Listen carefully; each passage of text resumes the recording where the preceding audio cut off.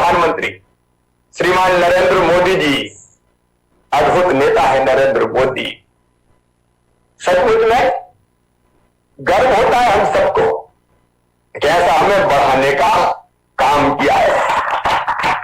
ईश्वरीय शक्ति से संपन्न हमारे नेता, दुनिया में सर्वाधिक लोकप्रिय नेता, कई मामलों में दुनिया का नेतृत्व करने वाले नेता डॉक्टर श्यामा प्रसाद मुखर्जी, पंडित दीनदयाल उपाध्याय, अटल जी, अडवाणी जी, जो सपना देखा था, जिनने जनसंघ की स्थापना की थी, कुशाभाऊ ठाकरे जी, हमारे ऐसे वरिष्ठ नेता का एक ही सपना था सबका, काय के लिए भारतीय जनसंघ, एक वैभवशाली भारत, एक गौरवशाली भारत, एक संपन्न भारत, एक समृद्ध भारत, एक शक्तिशाली भारत, एक ऐसा भारत कि जिसके नौजवान दुनिया के किसी कोने में जाए तो सीना तान के कहे हम भारतीय हैं।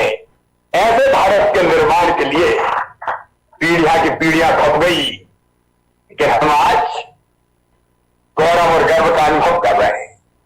मन आनंद और प्रसन्नता से भर जाता है। ऐसे भारत का निर्माण अगर हुआ तो माननीय नरेंद्र मोदी जी के नेतृत्व में हुआ। एक अलग भारत, एक न्यू इंडिया, एक नया भारत आज दुनिया के समक्ष खड़ा हुआ है।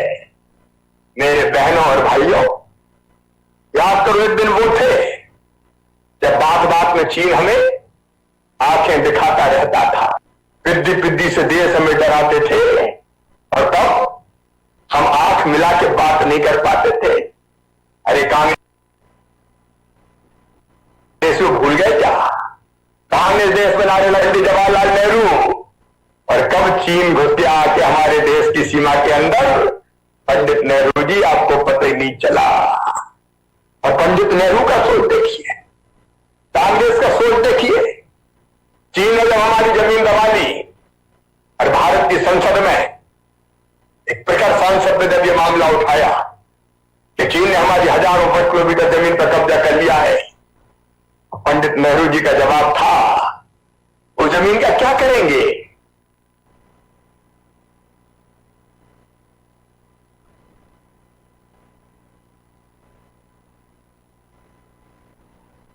उसमें तो घास के तिनका तक करे, क्या इसको भी बेकार समझ के काट देना चाहिए, फेंक देना चाहिए?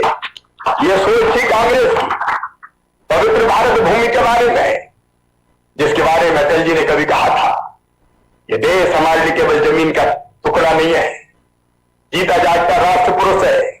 हिमालय इसका मस्तिष्क है, गौरी शंकर इसकी शिखा है, पंजाब और बंगाल इसके दो विशाल बाहु है, दिल्ली दिल है, विंध्याचल कटी है, पूर्वी घाट और पश्चिमी घाट इसकी दो विशाल जंगाएं हैं, कन्याकुमारी इसके पंजे हैं, सागर इसके चरण पखारता है, सूरज और चंद्रमा इसकी आरती उतारते हैं।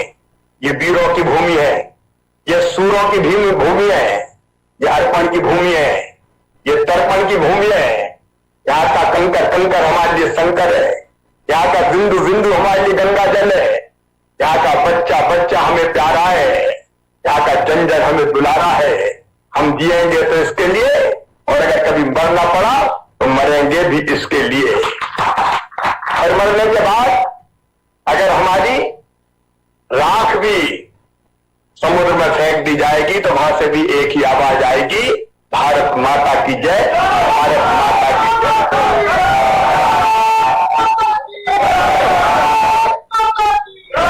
और वो पूरा कर रहे हैं नरेंद्र मोदी जी। अभी अभी कांग्रेस को जवाब देना पड़ेगा। चीन ने जो व्यवहार किया भारत के साथ वो कैसा था, लेकिन अब चीन ने दुस्साहस किया, गलवान में गिरेबान डालने की कोशिश की। वो भूल गया कि 62 का भारत नहीं है, ये नरेंद्र मोदी जी का भारत है। चीन अगड़ा, हमारे सैनिकों ने चीनियों की गर्दन तोड़ के वहीं पटक दिया। हमारे प्रधानमंत्री जी ने कह दिया, मोदी जी ने, हम किसी को छेड़ेंगे नहीं, हम शांति के पक्षधर हैं, हम अपनी तरफ से किसी को छेड़ेंगे नहीं।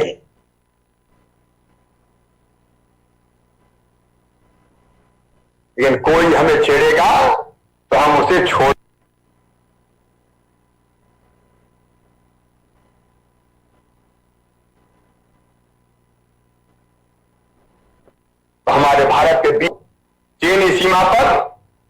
हमारे कांकेर के वीर सैनिक शहीद गणेश राम कुंजाम ने अपना बलिदान दिया है, मैं उनके चरणों में नमन करता हूं।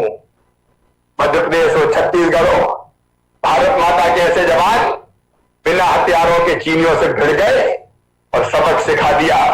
मध्य प्रदेश में हमने तय किया कि हमारा कोई जवान अगर शहीद होता है तो 1 करोड़ रुपए की सम्मान निधि उस परिवार के सम्मान के लिए हम देते हैं। एक मकान हम देते हैं, परिवार को शासकीय सेवा में रखते हैं, उनकी प्रतिमा लगाने का काम करते हैं। मुझे भी बताया कि छत्तीसगढ़ में तो मात्र 20 लाख रुपए की राशि दी गई है। भारतीय जनता पार्टी का सोच अलग है। मैं अमर शहीदों का चरण उनके यश गाया करता हूं, जो कर्ज राष्ट्र ने खाया है मैं उसे चुकाया करता हूं। यह संदेश है प्रधानमंत्री नरेंद्र मोदी जी का। मेरे प्रिय बहनों और भाइयों, भारत और चीन विवाद के लिए कोई जिम्मेदार थे तो पंडित जवाहरलाल नेहरू जिम्मेदार थे। कश्मीर में धारा 370 अगर कोई जिम्मेदार थे तो पंडित जवाहरलाल नेहरू जिम्मेदार थे। आंख में आंख मिला के बात करो कांग्रेसियों, कौन ने कश्मीर में धारा 370 लगाई? एक देश में 2 निशान, 2 विधान, 2 प्रधान, कौन ने इसका प्रावधान किया? पंडित जवाहरलाल नेहरू और कांग्रेसियों, तुमने इसका प्रावधान किया। लेकिन धन्य है नरेंद्र मोदी जी, एक इतिहास पुरुष। कोई सोचता नहीं था। भारतीय जनता पार्टी के कार्यकर्ता भी सोचते थे ये धारा 370 शायद कभी हटेगी नहीं, ये तो केवल नारा लगाने मात्र के लिए है। लेकिन दोबारा प्रधानमंत्री बने नरेंद्र मोदी जी, गृह मंत्री हमारे अमित शाह जी, लोग देखते रह गए।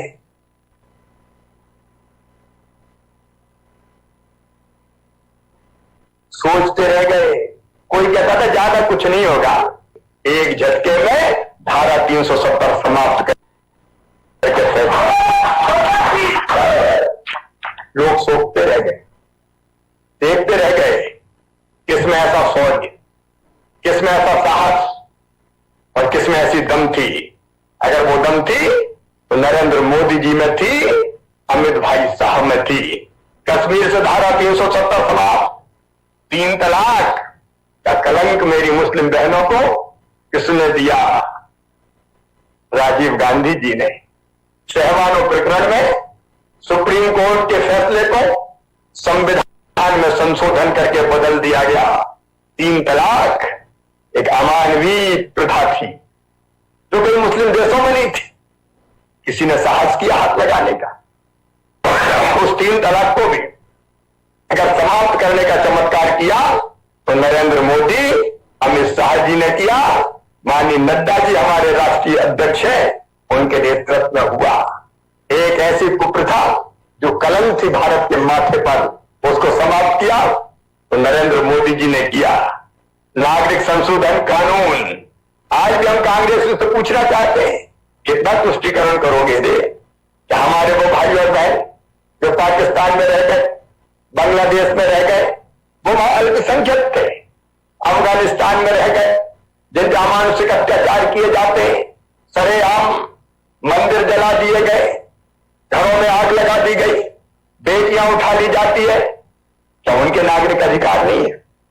क्या उनको जीने का हक नहीं है? क्या उनको मुस्कुराने का अधिकार नहीं है? और उनके लिए जब ये कानून बनाया माननीय नरेंद्र मोदी जी ने कि वो भारत की नागरिकता जो यहां पे आए हैं वर्षों पहले दी जाएगी, तो यही कांग्रेस थी जिसने CAA का विरोध करने का पाप और अपराध किया। एक नहीं, अनेकों काम।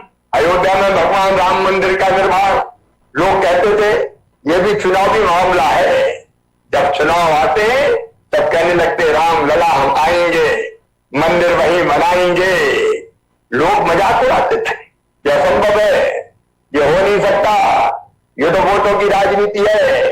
लेकिन धन्य नरेंद्र मोदी जी, एक झटके में सुप्रीम कोर्ट से फैसला हो गया और भगवान राम की जन्मभूमि अयोध्या में भव्य मंदिर के निर्माण का मार्ग प्रशस्त हो गया।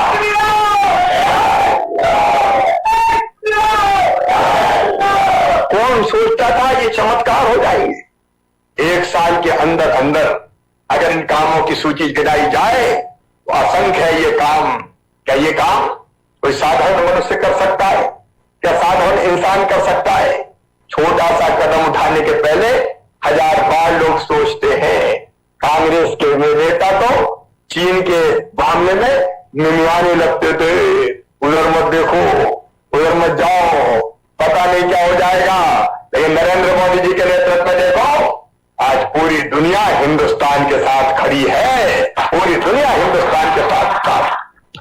आज भी मन की बात में प्रधानमंत्री जी ने फिर दोहराया है कि भारत के स्वाभिमान और सम्मान की रक्षा जरूरत पड़ी तो हर कीमत पर दी जाएगी। हिम्मत है किसी में जो जूझ ले हमारे देश से? आज प्रधानमंत्री ने आह्वान किया, चीन के सामान की जरूरत नहीं है, भारत के सम्मान की जरूरत है। भारत के सम्मान की जरूरत है। और भारत का वो सम्मान अगर बढ़ाया तो प्रधानमंत्री नरेंद्र मोदी जी ने, भारतीय जनता पार्टी ने, कांग्रेस ने कितने पाप किए थे। भारत और चीन की सीमा का विवाद इनने पैदा किया और अब उसका परमानेंट समाधान अगर करेंगे तो हमारे प्रधानमंत्री करेंगे। पंडित जवाहरलाल नेहरू जी, आपने ही चीन को संयुक्त राष्ट्र के स्थायी सदस्य बनाने की पैरवी की थी। तुम स्थायी सदस्य बनवाते थे और वो पीठ में छुरा घोंपने का काम करता था। लेकिन आज ये मोदी जी का भारत है। कभी भारत की उस समय कांग्रेस के किसी प्रधानमंत्री की हिम्मत नहीं हुई कि चीन की सरजमी पर जो हमारी सीमाएं, पक्की सड़क का निर्माण कर दो। चीन क्यों बौखलाया हुआ है? ये नरेंद्र मोदी जी की सरकार की दम थी। सीमा तक शानदार पक्की सड़कों का जाल बिछ गया। 98% काम हमने पूरा कर लिया। चीन बौखलाया हुआ है, चीन परेशान है। चीन सोच रहा है कि भारत अगर इसी तरह बढ़ता रहा तो दुनिया में ये एकमात्र देश है जो चीन को मात दे सकता है। और आज हम कहना चाहते हैं, भारत की सरजमी पर खड़े होकर चीन को सावधान, तुम तो भारत का कुछ नहीं बिगाड़ पाओगे। 130 करोड़ भारतीय अगर अपनी पे आ गए तो चीन तबाह और बर्बाद हो जाएगा। आज नेतृत्व अगर हमारा कर रहे हैं तो माननीय नरेंद्र मोदी जी कर रहे हैं। अब हमने तो चीन के साथ सतम साक्षम समाचरे, तो जैसा व्यवहार हमसे करेगा हम उससे वैसा ही व्यवहार करेंगे। लेकिन कांग्रेस ने क्या किया, मैं आज याद दिलाना चाहता हूं छत्तीसगढ़ के मेरे प्रिय बहनों और भाइयों, ये चीन था। अभी 2005 और 6 में पीपुल्स रिपब्लिक ऑफ चाइना दूतावास में मीडिया की रिपोर्ट से पता चला है। हम भारतीय जनता पार्टी के लोग नहीं कह रहे, मीडिया की रिपोर्ट्स कह रही है कांग्रेस पार्टी को 90 लाख रुपए का डोनेशन दिया, इस चीन ने दिया। क्या कांग्रेसियों, तुमने शर्म और लाज बेच के खा ली? 90 लाख रुपया काय के लिए दिया बताओ, और किस फाउंडेशन को मिला?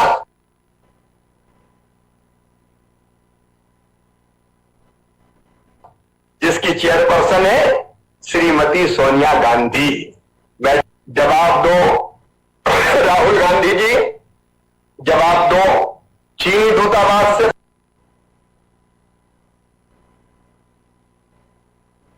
फंड लेने के बाद राजीव गांधी फाउंडेशन ने और कांग्रेस पार्टी का गुपचुप समझौता तुम चीन से करते हो, ये देश जानना चाहता है। राजीव गांधी फाउंडेशन ने किस काम के लिए चीन से ये पैसे लिए हैं? आधी रात में चोरी चुपके राहुल गांधी क्यों चीन के दूतावास में जाते हैं? और केवल चीन के दूतावास में नहीं जाते, पता नहीं कब देश से निकल के कहां जाते हैं। इसका जवाब क्या कांग्रेस के पास है? कांग्रेस और चीन का कनेक्शन क्या है? आज मैडम सोनिया गांधी देश को आपको बताना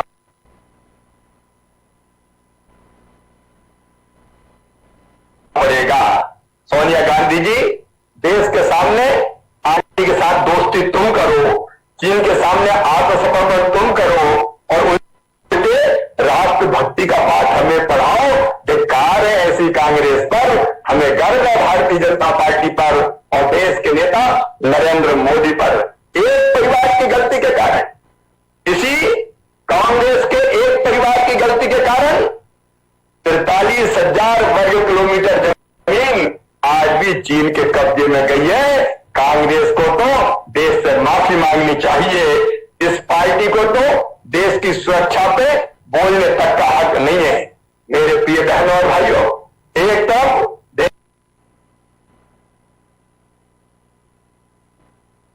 देश की सुरक्षा, देश का सम्मान, सीमाओं की रक्षा, और भारत, मेरे बहनों और भाइयों, आज भारत कहां पहुंच गया। इस कोरोना काल में जब चारों तरफ दुनिया में तबाही मची हुई है, मुझे कहते हुए गर्व है हमारे प्रधानमंत्री श्रीमान नरेंद्र मोदी है। समय रहते उन्होंने देश को चेताने का काम किया। 20 मार्च के दिन उनने मुख्यमंत्रियों की बैठक बुला ली। 22 मार्च के दिन जनता कर्फ्यू लगाया। 24 मार्च के दिन लॉकडाउन घोषित किया। भूपेश बघेल जी, मैं आपसे पूछना चाहता हूं, कांग्रेस बात करती है मोदी जी ने लॉकडाउन कैसे लगा दिया, लॉकडाउन लगाओ तो आपत्ति है, लॉकडाउन कैसे खोल दिया, खोल दो तो आपत्ति है। क्या भूपेश बघेल आपको नरेंद्र मोदी जी ने बुलाया नहीं था वीडियो कॉन्फ्रेंसिंग में? हर मीटिंग में जाते हो, वीडियो कॉन्फ्रेंसिंग में बोलते हो लॉकडाउन बढ़ाना चाहिए, लॉकडाउन हटाना नहीं चाहिए। उधर तो बोलते हो लॉकडाउन लगाओ, लॉकडाउन मत हटाओ, और इधर कांग्रेस बोलती है लॉकडाउन लगा कैसे दिया। अरे मैडम सोनिया गांधी, ये तो बताओ, तुम्हारे मुख्यमंत्री तुमसे कुछ पूछते हैं कि नहीं पूछते? क्या दिल्ली दरबार कांग्रेस का करते हैं? दोहरी नीति कांग्रेस की। प्रधानमंत्री जी थे जिन्हें एक बार नहीं 6-6 बार सभी दलों के मुख्यमंत्रियों से वीडियो कॉन्फ्रेंसिंग के जरिए चर्चा की। संघीय लोकतंत्र का यह सबसे शानदार उदाहरण है कि प्रधानमंत्री जी ने अपनी टीम में मुख्यमंत्रियों को भी शामिल किया। संघवाद का अद्वितीय उदाहरण प्रधानमंत्री जी ने प्रस्तुत किया है, और यह प्रधानमंत्री का चमत्कार है।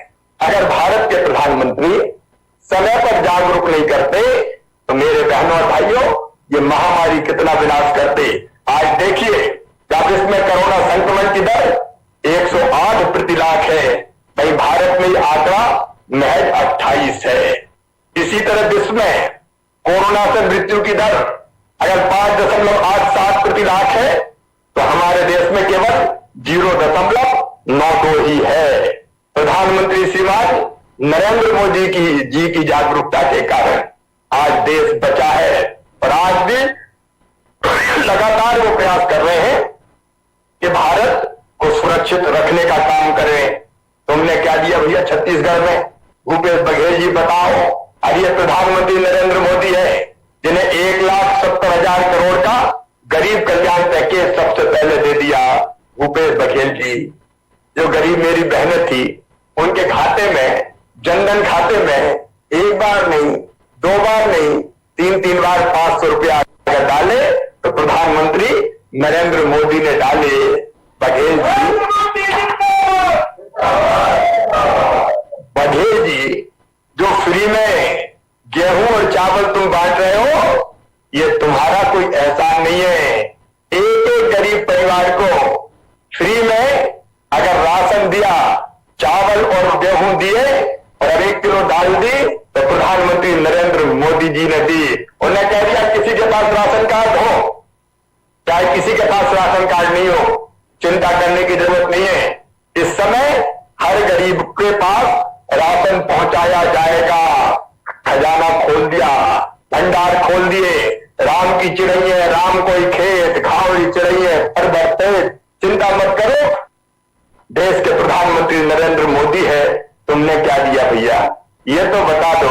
फ्री में गैस सिलेंडर दिए तो नरेंद्र मोदी जी ने मेरी बहनों को दिए। अगर किसानों के खाते में 2-2 हजार रुपया एक बार नहीं, साल में 3 बार कोई देते हैं किसान सम्मान निधि के रूप में, तो प्रधानमंत्री नरेंद्र मोदी जी जो थे 50,000 करोड़ रुपए के फंड से गरीब कल्याण रोजगार योजना अगर बनाई तो प्रधानमंत्री नरेंद्र मोदी जी ने बनाई। 20 लाख करोड़ रुपए का आत्मनिर्भर भारत का पैकेज दिया तो नरेंद्र मोदी जी ने दिया। 14 राज्यों की मदद की और 20 लाख करोड़ के पैकेज में चाहे हमारे एमएसएमई हो, हमारे लघु और कुटीर उद्योग हो, देश का इंफ्रास्ट्रक्चर हो, कृषि का क्षेत्र हो, मजदूर भाइयों का कल्याण हो। और मैं आज बताना चाहता हूं भूपेश बघेल जी, प्रधानमंत्री जी ने स्ट्रीट वेंडर्स के लिए योजना बनाई। मध्य प्रदेश में 8 लाख स्ट्रीट वेंडर का रजिस्ट्रेशन हो गया। उनको हम 10,000 रुपए का बिना ब्याज का लोन दिलवाने का काम करेंगे। तुमने कितना किया है बताओ तो मध्य प्रदेश आके पूछ लो। मध्य प्रदेश में गरीब मजदूरों के खाते में तो दूसरे प्रदेश में थे, अगर 1,000 रुपया डाले तो मध्य प्रदेश की सरकार ने डाले। अभी डॉक्टर रमन सिंह जी बता रहे थे आप कितने लोगों को वापस लेके आए। मध्य प्रदेश के जितने मजदूर बाहर के प्रदेशों में थे, आसपास के प्रदेशों में हमने बसें लगाई, निःशुल्क बसें लगाई, हम अपने बच्चों को लेके आए। आसपास के प्रदेशों में बसें लगा के हम अपने मजदूरों को लेके आए और फिर प्रधानमंत्री जी के आशीर्वाद से रेलों में भी हमारे प्रदेश के लाखों मजदूर वापस लौट के आए। हमारे मजदूरों के खाते में पैसा डाले, हम उनको वापस लेके आए और तुम्हारे जैसे क्वारंटाइन सेंटर नहीं बनाए, एक चौकीदार और पंचायत के हवाले छोड़ दिया। हमने उनको जहां भी आइसोलेट करने का काम किया वहां उनको राशन दिया, रोजगार देने का काम किया। आज मैं गर्व के साथ कहना चाहता हूं छत्तीसगढ़ की जनता से, मध्य प्रदेश जहां भारतीय जनता पार्टी की सरकार है, हमने अपने मजदूरों को न केवल फ्री राशन दिया बल्कि 26 लाख लोगों को रोजगार दे देने का चमत्कार किया। तो प्रधानमंत्री जी के आशीर्वाद से मध्य प्रदेश की धरती पर भारतीय जनता पार्टी की सरकार ने दिया। प्रॉपर स्क्रीनिंग की, राशन उनका पहुंचाया, दवाइयों का इंतजाम किया, रोजगार सेतु नाम का पोर्टल बनाया और जिसमें जो हमारे स्किल मजदूर थे तो उनको उद्योगों से और ठेकेदारों से जोड़ने का काम किया। छत्तीसगढ़ ने क्या किया, अगर मैं मध्य प्रदेश के काम गिनाऊं तो आज शाम यहां हो जाएगी।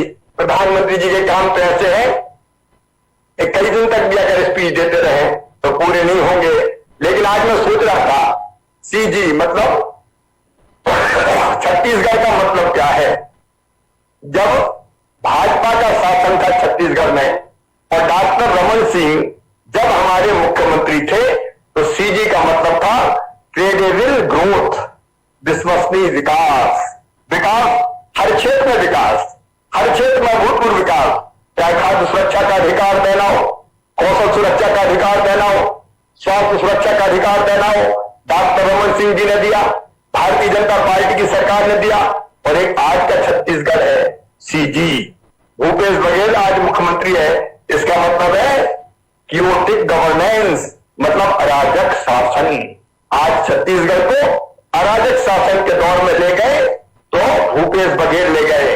न प्रदेश की अर्थव्यवस्था बची, न प्रदेश की कानून व्यवस्था बची, न रोजगार मिला, न बेरोजगारी भत्ता मिला, शराबबंदी हुई नहीं, नक्सलियों पर कार्रवाई हुई नहीं, नए प्रोजेक्ट शुरू हुए नहीं, पुराने पूरे हुए नहीं, न तो इलाज मिला, न प्रदेश में कानून का राज रहा, न महिला स्व सहायता समूहों का कर्जा माफ हुआ, न संपत्ति कर माफ हुआ। और तो और हद तो तब हो गई जब क्वारंटाइन सेंटर में लोगों ने आत्महत्याएं कर ली, चुल्लू भर पानी में डूब के मर जाना चाहिए। छत्तीसगढ़ की सरकार को क्या मिला? छत्तीसगढ़ को डॉक्टर रमन सिंह चले गए, भारतीय जनता पार्टी की सरकार चली गई, मिला क्या? न खुदा ही मिला, न विशाल सनम। छत्तीसगढ़ आज जिस स्थिति में पहुंच गया है उसके लिए अगर अपराधी कोई है तो भूपेश बघेल की सरकार है। लेकिन प्रधानमंत्री जी ने कोरोना काल में कैसी देश की सेवा की वो अद्भुत है। और केवल कोरोना काल का सवाल नहीं है, आप देखिए आज पूरे देश में शानदार इंफ्रास्ट्रक्चर हुई है। तो प्रधानमंत्री नरेंद्र मोदी जी के नेतृत्व में ग्रामीण भारत का नया स्वरूप एक निखरा है। तो प्रधानमंत्री नरेंद्र मोदी जी के नेतृत्व में स्मार्ट सिटी जैसी परिकल्पनाएं अगर प्रारंभ हुई है तो नरेंद्र मोदी जी के नेतृत्व में हुई है। और अभी भी क्या क्या नहीं दिया आपको मनरेगा में रोजगार मिले, इसके लिए 40,000 करोड़ रुपए का अतिरिक्त पैकेज किया, जिसका 1200 करोड़ रुपया भूपेश बघेल जी आपको मिल चुका है। कितने लोगों को रोजगार दिया, कितने लोगों को काम धंधा किया। आज भारत का ये जो वैभवशाली स्वरूप दिखाई दे रहा है वो प्रधानमंत्री नरेंद्र मोदी जी के नेतृत्व के कारण दिखाई दे रहा है। आपने तो मिस्टर बंटा घाट स्नान करना पड़ता है, उस समय एक बंटा घाट भाग हुए थे। अब बंटा घाट संस्करण 2 अगर कोई है तो वो है मिस्टर भूपेश बघेल। अरे मध्य प्रदेश जैसे राज्य की तरफ देखो, हमने किसानों के खाते में प्रधानमंत्री जी के आशीर्वाद से 2900 करोड़ 2,990 करोड़ रुपए की राशि डाली। आपने पंचायतों के सहारे छोड़ दिया था आपके मजदूरों को, लेकिन हमने तो पंचायतों को भी 1555 करोड़ रुपया देके उनको सशक्त बनाने का काम किया। आपने क्या किया छत्तीसगढ़ के लिए, कोई बताए तो नहीं। मध्य प्रदेश में दिया कमलनाथ सरकार थी। वैसे कमलनाथ जी के बारे में क्या कहें, वो भी चीन के दोस्त हैं। जब वो वाणिज्य मंत्री थे तो उन्होंने आयात कर में 40 से लेकर 200% तक की छूट दी थी कि आओ चीन वालों माल डंप करो और लूट के ले जाओ हिंदुस्तान को। ये कमलनाथ कलंकनाथ है, कलंकनाथ। ये वाणिज्य मंत्री उस समय भारत सरकार के हुआ करते थे। आज पूरे मध्य प्रदेश में जो जनता सवाल पूछ रही कमलनाथ जी से, चेहरा बचाने की स्थिति, दिखाने की स्थिति में आज कमलनाथ नहीं है। कांग्रेस की संस्कृति ये है, कोरोना काल में ना उन्होंने कुछ किया, हम तो बीच में आए। जब पूरे मध्य प्रदेश में कोरोना बुरी तरह से फैल गया था, एक बैठक नहीं की कमलनाथ जी ने। एक बैठक कोरोना से निपटने के लिए बैठक अगर हो रही थी तो आईफा की तैयारियों के लिए हो रही थी। छत्तीसगढ़ के बहनों और भाइयों, आईफा मतलब कोई सिनेमा का एक सम्मेलन होता है, सिनेमा में काम करने वालों का सम्मेलन होता है जिसमें हीरो हीरोइन आते हैं। उसकी तैयारी तो यहाँ के मुख्यमंत्री कर रहे थे तत्कालीन, कोरोना की कोई तैयारी नहीं की। अब दोनों भैया एक ही जैसे हैं। छत्तीसगढ़ में उन्होंने नहीं किया, मध्य प्रदेश में उन्होंने नहीं किया। जब हम आए थे यहाँ लैब नहीं थी, हॉस्पिटल नहीं थे। डॉक्टर अनिल जैन जी बता रहे थे जब नरेंद्र मोदी जी, जब कोरोना काल शुरू हुआ, एक लैब थी। मोदी जी के आशीर्वाद से मध्य प्रदेश में अब 26 से ज्यादा लैब है, हजारों टेस्ट हो रहे हैं। हमारे टेस्ट बाहर करने हम नहीं भेजते, लेकिन छत्तीसगढ़ में काय का इंतजाम है। सच से कहा, ये अगर अटल जी का आशीर्वाद नहीं होता, दीदी सुषमा स्वराज जी की कोशिश नहीं होती, तो रायपुर में एम्स भी नहीं होता। तब छत्तीसगढ़ में कोरोना पीड़ित भाई और बहनों का क्या होता, मेरे बहनों और भाइयों, आप कल्पना नहीं कर सकते, कल्पना नहीं कर सकते।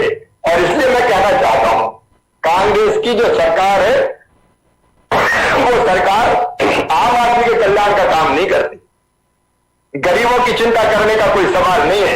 मध्य प्रदेश में हमने मुख्यमंत्री प्रवासी मजदूर योजना का प्रारंभ किया और हमने केवल मध्य प्रदेश के मजदूरों के लिए काम नहीं किया।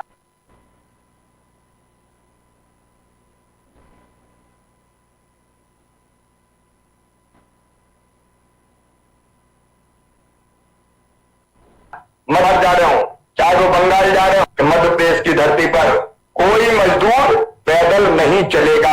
हमने बसों की व्यवस्था की, बसों में बिठाया। हमारे कार्यकर्ताओं ने भारतीय जनता पार्टी के चाय का, नाश्ते का, भोजन का सबका इंतजाम किया। और यहां तक कि कोई नंगे पैर गुजरा तो उसके पांव में चप्पल पहना का काम भी भारतीय जनता पार्टी के कार्यकर्ताओं ने किया। जगह जगह भंडारे प्रारंभ हो गए। हमने दूसरे प्रदेश के मजदूर को भी तकलीफ नहीं होने दी, क्योंकि हम ये मानते हैं हम सब भारत मां के लाल, भेदभाव का कहां सवाल, सारे मजदूर भाई और बहन अपने ही है। और मैं बधाई देना चाहता हूं छत्तीसगढ़ के हमारे अध्यक्ष विष्णुदेव साय जी को, डॉक्टर रमन सिंह जी को, उनकी पूरी टीम को।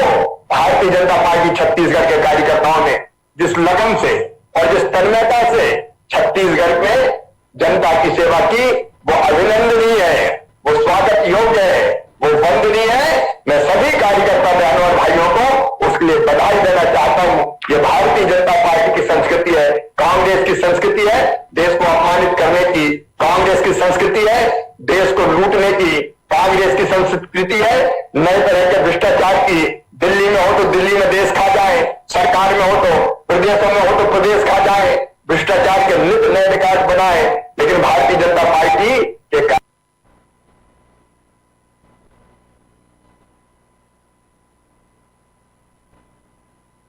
कार्यकर्ता उनके साथ मैं कह रहा हूं कि हमारा नेतृत्व कर रहे हमारे प्रधानमंत्री श्रीमान नरेंद्र मोदी जी। नरेंद्र मोदी जी भारत को भगवान का वरदान है, मैं सच कह रहा हूं। कभी कभी ये होता है कि किसी विशिष्ट कार्य के लिए कोई महान आत्मा जन्म लेती है।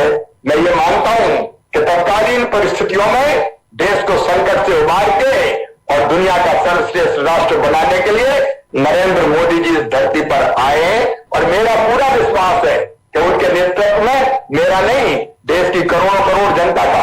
आज जब चीन से युद्ध होता है हमारा, चीन से हमारे सैनिक भिड़ जाते हैं, तो सेनाओं का मनोबल गिराने का पाप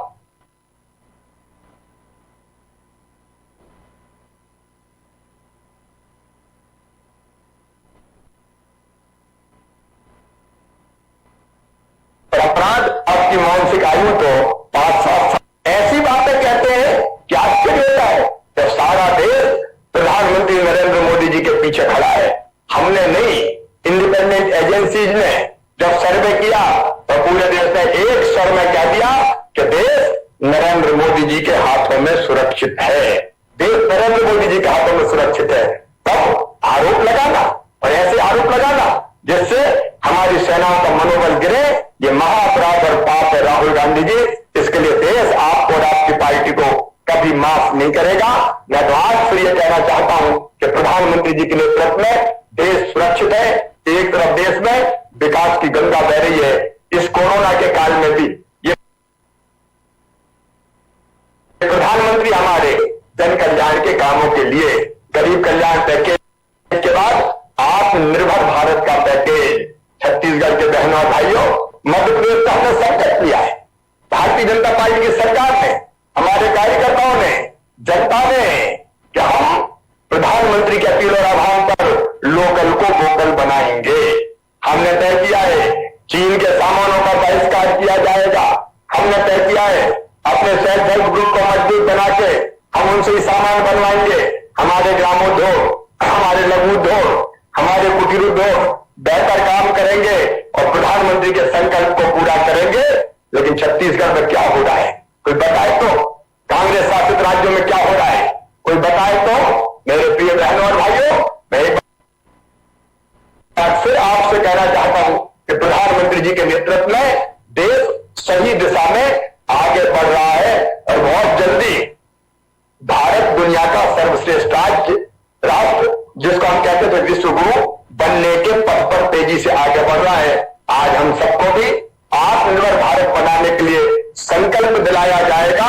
काफी समय हो गया है और मैं जानता हूं कि छत्तीसगढ़ में लगभग 2:45 बजने वाले हैं। बड़ी देर से जनता जनार्दन बैठ के इस वर्चुअल रैली को सुन रही है, लेकिन इसके लिए मैं धन्यवाद देना चाहता हूं हमारे राष्ट्रीय अध्यक्ष श्रीमान जगत प्रकाश नड्डा जी को। कोई दल कैसे काम करता है, ऐसे काल में जब निकलना बंद हो, 2 गज की दूरी का सवाल हो, सभा रैली हो नहीं सकती हो, लेकिन धन्य जगत प्रकाश नड्डा जी, आपने नई राह बता दी। वर्चुअल रैली करो, एक नहीं अनेकों संवाद उन्होंने वीडियो कॉन्फ्रेंसिंग के माध्यम से प्रदेश भर के कार्यकर्ताओं से किए, अब जनता से कर रहे हैं। और उसी वर्चुअल रैली का परिणाम है कि मैं भोपाल में बैठ के आपसे बात कर पा रहा हूं। मैं छत्तीसगढ़ के प्रदेशवासियों को आश्वस्त करना चाहता हूं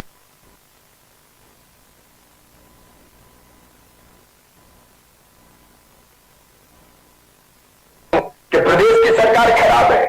अन्याय के प्रतिकार के लिए दिनों रात संघर्ष करेंगे, आपके साथ अन्याय किसी भी कीमत पर नहीं होने देंगे। और मोदी जी पूरे छत्तीसगढ़ की जनता का ध्यान रखेंगे। जब तक ये सत्यानाशी सरकार प्रदेश की रहती है तब तक आइए हम सब यही संकल्प करें, जो संकल्प अभी दिलवाया जाएगा कि प्रधानमंत्री जी के नेतृत्व में हम साथ चलेंगे, कोरोना को भी समाप्त करेंगे और छत्तीसगढ़ की जनता को भी तकलीफ नहीं होने देंगे। और एक आत्मनिर्भर भारत के लिए, आत्मनिर्भर छत्तीसगढ़ बनाने के लिए हम जो अपनी तरफ से कर सकते हैं वो प्रयास